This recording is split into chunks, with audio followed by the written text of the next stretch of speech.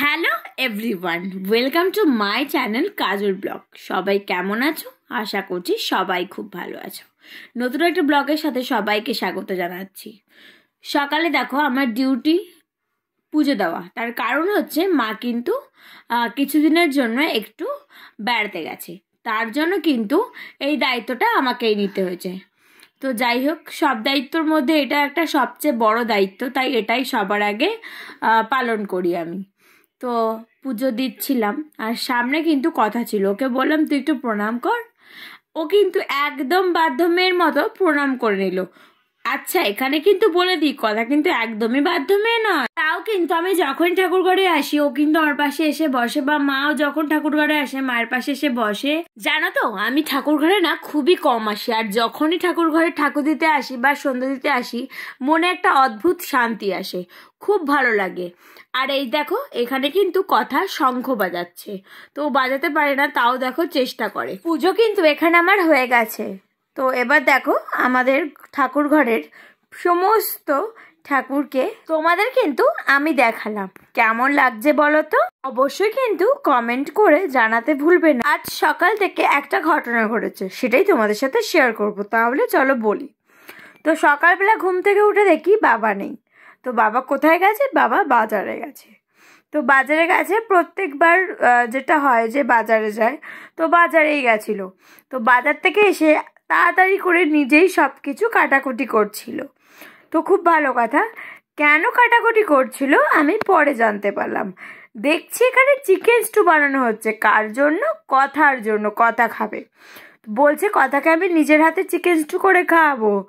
যেরকম কথা সেরকম কাজ। বাবা কিন্তু চিকেন স্টুটা করেছিল, করে কিন্তু কথাকে খাওয়াচ্ছে, আর কথার এত ভালো লেগেছে কথা কিন্তু বারবার চাইছিল। তো সেটা দেখে বাবা কিন্তু খুবই আনন্দ পেয়েছিল, কারণ বাবা না খাওয়াতে আর খেতে সত্যি খুব ভালোবাসে। প্রত্যেকটা ভিডিওতে যখনই আমি বাবাকে নিয়ে কোনো ভিডিও দিই তখনই আমি এই কথাটাই বলি। তো আজকে কিন্তু সমস্ত রান্নাটাই কিন্তু বাবা করেছিল। তো একটা দিন কিন্তু রেস্ট পায়, সেটা হচ্ছে রবিবার, তাও কিন্তু রেস্ট নেয় না, প্রত্যেকবারই হেল্প করে। আর এবার যেহেতু মা নেই, আমাকে কিন্তু প্রচুর হেল্প করেছে সবাই, বাড়ির সবাই কিন্তু প্রচুর হেল্প করেছে। এটা দেখো খুব মজার একটা ঘটনা করছিল। আমরা খেতে বসেছিলাম আর কথা কিন্তু খেতে আসছিল, আর এদিকে দেখো কথার পাপা কিন্তু কথাকে লেবু খাচ্ছে, আর কথার রিয়াকশনটা দেখো, মুখের রিয়াকশনটা দেখে সবাই এত জোরে হাসছিল। আমি ভাবলাম যে ভয়েসটা দেবো, তারপর আর দিইনি। তো যাই হোক, তারপরে দেখো এই যে কথার দাদু কিন্তু কথার জন্য অনেক মোজা কিনে নিয়ে এসছে, কারণ ঠান্ডা পড়ে গেছে। তোমরা সবাই জানো গ্রামের দিকে বেশি ঠান্ডা পড়ে গেছে, খুবই পড়েছে। তো আমার বাড়ির দিকে এখানে অতটাও পড়েনি, মোটামুটি পড়েছে, তাও মোজা লাগবে, তো খুব ছোট, ঠান্ডা লেগে যাবে।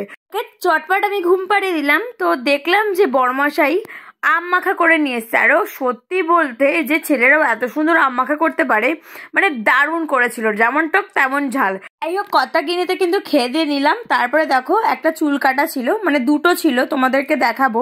দিদির কিন্তু চুলটা এমনই ছিল যে আমার ক্যামেরাতে আসছিল না, মানে চুলটা অনেকটাই বড় ছিল। দেখো ফাইনাল কাটিংটা কেমন লাগলো অবশ্যই কিন্তু জানিও।